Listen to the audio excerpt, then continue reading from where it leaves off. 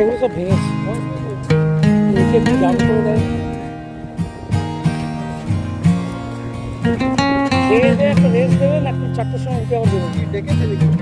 না না, আসলে এখন অলরেডি 12:30টা বেজে গেছে, গিয়ে ভাত টাত খেয়ে একটু রেস্ট নিতে হবে না, আবার 4টের সময় 12:30। না না, ভাত দিয়ে খেয়ে রেস্ট নিতে হবে তো, নিয়ে আমরা আবার 4টের সময় তখন।